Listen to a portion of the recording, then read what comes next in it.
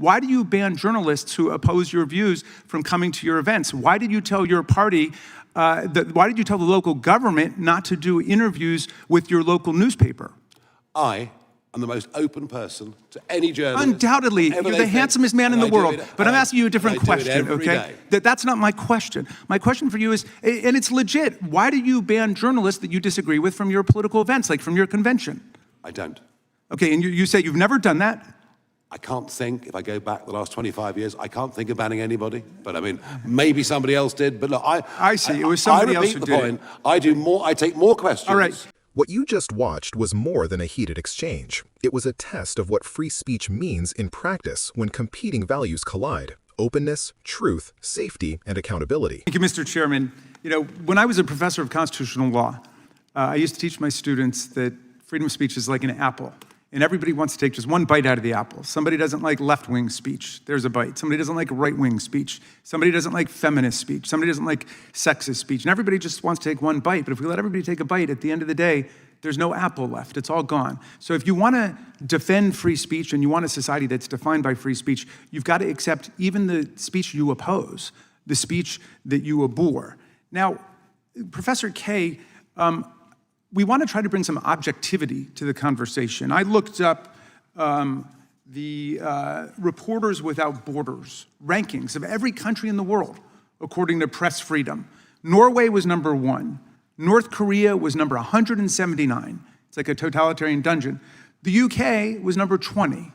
The US was number 57 under Trump, down from 45, where it was before. Russia, which some people here lionize, was at 171. Right? So if we were going to undertake a serious study of the state of press freedom all over the world, for example, where should our focus be? I appreciate that question. I have a very long list that I could highlight. But just tell us methodologically, quickly, how we should go about doing it if we wanted to undertake this in a serious way. Absolutely. I mean, I would really use the lens of what do we need as a democracy in order to be well-informed, in order to make choices about our democracy, to make choices about our health. What do we need? We need an open press. We need open government. We need access. We absolutely don't want to see websites scrubbed, as this administration has done. So I would look at it through that lens, through the lens of what we need in order to have a democracy. Gotcha. Mr. Farage, first of all, to be called charming by you, a man of your evident erudition and dazzling brilliance, is undoubtedly a Lifetime Achievement Award for me, so I will hold it closely. But I wanted to ask you about your commitment to the freedom of speech universally. I think it's a principle that you advocate for everyone, not just for people who are in your party or people you agree with. You said that there should not have been a protest against the Gaza war in the UK. And then when it went ahead, the police refused to shut it down. You called them gutless for not shutting it down. Do you regret having opposed that, given that there was no violence there and there were 700,000 people who wanted to express themselves that day? I have not opposed people standing up and protesting in favor of people living in Gaza at all. There was one particular day, and it was the Sunday nearest November the 11th, which was when we had big memorial services in London, and I think a march being allowed to go ahead on that day would have been a mistake. Any other day, fine. Oh, I see. Who gets to decide that? What I think actually is something that is embedded in the country, something that is absolutely fundamental to. That's why we have a written constitution. You might take that idea back to the UK with you. Well, because the freedom of speech applies 365 days a year here under the First Amendment, not 364, 363, depending on some politicians heckling the government and telling them to shut down free speech. We have allowed mass pro-Gaza demonstrations in London, weekend after weekend. No thanks to you. Weekend. All right, let me change. This was let me try another one. Sensitive day. That's all. I got you. It was a sensitive day. And I thought that's what the freedom of speech was about. You have a right to engage in speech that other people consider offensive or insensitive. But in any event, you've made yourself clear, Mr. Farage. 64 days a year if they want. You've made yourself clear to your constituents in Claxton today. Let me ask you this. You've banned journalists from your political events that you disagree with, haven't you? No, in fact, I'm the only political Really? At your convention, you didn't ban journalists and revoke their credentials? You know, I take, the average press conference, I take 25 questions. No, that wasn't my question. Mr. Farage, we're politicians. citizens, so we see what you're doing. I'm asking you a direct question. Well, thank you. I'm very pleased I'm you asking do. you a direct question, and I hope you can answer it. Why do you ban journalists who oppose your views from coming to your events? Why did you tell your party, why did you tell the local government not to do interviews with your local newspaper? I am the most open person to any journalist. Undoubtedly, whatever you're they the think, handsomest man in and the I do world. it- But I'm I- asking you a different I do it question, every okay? day. That's not my question. My question for you is, and it's legit, why do you ban journalists that you disagree with from your political events, like from your convention? I don't. Okay, and you say you've never done that? I can't think, if I go back the last 25 years, I can't think of banning anybody. But I mean, maybe somebody else did. But look, I see. It was somebody else who the did it. point. I do more. I take more questions All right. from Do you- journalists. do you have and all any the other objections? leaders, added up together. Okay. Mr. Price, let me ask you. You're an honest man. Do you have any objection to the things you've heard about what Donald Trump is doing in the United States of America, going after law firms, for example, banning them from federal buildings and federal courthouses, stripping them of security clearance, saying they can never get federal jobs or contracts because he doesn't like something one of the lawyers at the firm did? Do you think there's a First Amendment problem with that, as our courts have found? There's a lot of information you've put into that. It's good to talk to you again after London. Yeah, have you followed that at all? I haven't. I have to I be see. perfectly honest with you now. Okay, do you have any problems with anything Donald Trump has done with respect to free speech and freedom of expression in America? Or you just haven't followed it? I'm not as well. There are plenty of people here better informed on American matters than I. And we are. So thank you very much. And Mr. Chairman, thank you for your indulgence. I yield back. Congressman Jamie Raskin didn't let Nigel Farage get away with abstractions or theatrical dodges. He pressed him on concrete examples: protests in the UK, banning journalists from events, and the practical consequences of using free speech as a shield for behavior that undermines democratic norms. Raskin began with a simple, almost classroom-perfect metaphor. Free speech is like an apple. Everybody wants one bite, and if everyone takes a bite, there's nothing left. That isn't a clever zinger, it's a legal and civic point. Rights survive only if we tolerate speech we oppose, which is why rules and institutions matter. Raskin also anchored that lesson in objective measures, pointing to press freedom rankings to show that whether a country defends speech in principle or practice can actually be measured.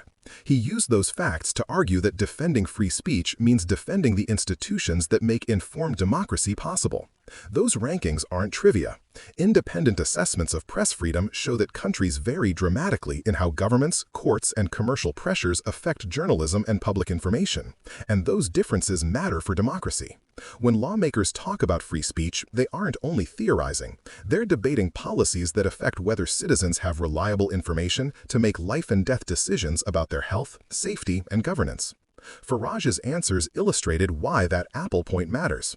Time and again, he tried to limit the scope of comment, saying he was there as a witness and reluctant to weigh in on specific U.S. political controversies.